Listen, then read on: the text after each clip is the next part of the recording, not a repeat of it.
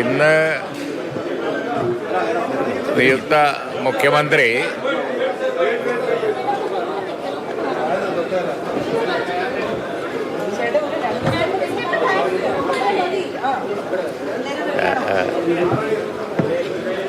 അദ്ദേഹം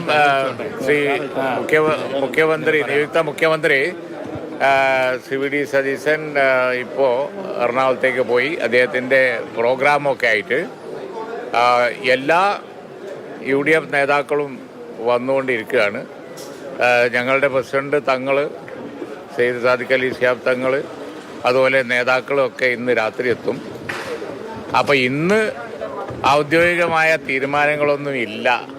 അതൊക്കെ എല്ലാ കാര്യങ്ങളും നാളെ വീണ്ടും തുടർച്ചയായി ചർച്ച ചെയ്തതിന് ശേഷമേ ഉള്ളൂ.